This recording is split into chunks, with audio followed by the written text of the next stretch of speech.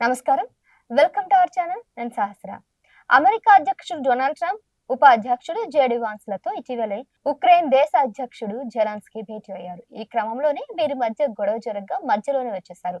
దీనిపై యూఎస్ నాయకులు సాయం చేసిన దేశానికి కృతజ్ఞతలు చెప్పకుండా అవమానించి వెళ్లారంటూ మీడియా ఎదుట చెప్పుకొచ్చారు.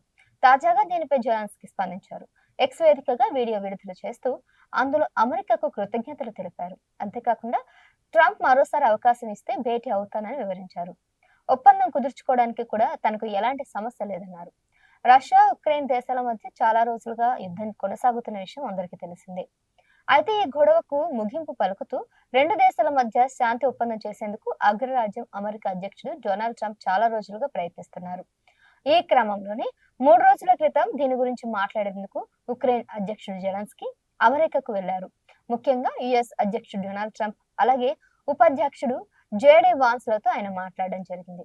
మీడియా ముందట వాళ్ళిద్దరూ చర్చలు కూడా జరిపి భేటీ అయ్యారు. అయితే మధ్యలో గొడవ కూడా జరిగింది. ఇక ముఖ్యంగా జెలెన్స్కీ మాట్లాడుతూ తమపై రష్యా ఏదైనా దురాక్రమణకు పాల్పడితే రక్షణ కల్పించాలంటూ అమెరికా నాయకులపై ఒత్తిడి చేశారు. దీంతో ట్రంప్‌కు, జేడీ వాన్స్‌లకు విపరీతమైన కోపం రాగా సాయం అందించిన దేశానికి కృతజ్ఞతలు చెప్పకుండా అవమానిస్తున్నారంటూ వ్యాఖ్యానించారు. ఇలా వీరి మధ్య వాగ్వాదం చెలరేగగానే వెంటనే జెలెన్స్కీ మధ్యలోనే బయటకు వచ్చేశారు. చర్చలు పూర్తి కాకుండానే ఖనిజాల ఒప్పందంపై సంతకం కూడా చేయకుండానే ఉక్రెయిన్ వెళ్ళిపోయారు. దీంతో ఈ వీడియో నెట్టింట వైరల్ గా మారింది. ఒక్కొక్కరుగా ఒక్కో విధంగా స్పందిస్తూ జెలెన్స్కీ నిర్ణయం సరికాదని కూడా చెప్పడం జరిగింది. దీంతో వెనక్కి తగ్గిన జెలెన్స్కీ తాజాగా ఎక్స్ వేదికగా ఒక వీడియో విడుదల చేయడం జరిగింది. అందులో ఐరోపా నుంచి మాకు పూర్తి మద్దతు ఉందని మరోసారి స్పష్టం కూడా తెలిపారు. ఇక శాంతి పునరుద్ధరణ అనే ప్రధాన అంశంపై అంతా ఐక్యంగా ఉండమని కూడా చెప్పడం జరిగింది. ప్రస్తుత పరిస్థితుల్లో తమకు వాస్తవమైన భద్రత హామీలు ముఖ్యమని యూకే, ఐరోపా సమైక్య, తుర్కీ వంటి దేశాలు దీనిపై కృతనిశ్చయంతో ఉన్నాయని వివరించారు. అలాగే ఇక్కడ అమెరికా ప్రాధాన్యతను కూడా అర్థం చేసుకోవాలని కూడా ఆయన చెప్పుకోవడం జరిగిందనమాట.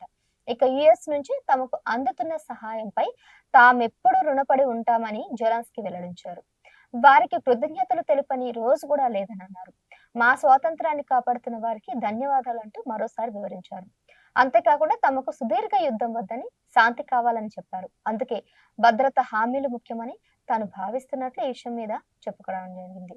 ఈ క్రమంలోనే మరోసారి ట్రంప్ తో భేటీ కావాలనుకున్నట్లు వెల్లడించారు. ఆయన అంగీకరిస్తే ఖనిజాల ఒప్పందంపై కూడా చర్చిస్తామన్నారు. వారి డీల్ కు ఓకే చెప్పాలని కూడా అనుకున్నట్లు కూడా ఎక్స్ వేదికగా స్పష్టం చేశారు.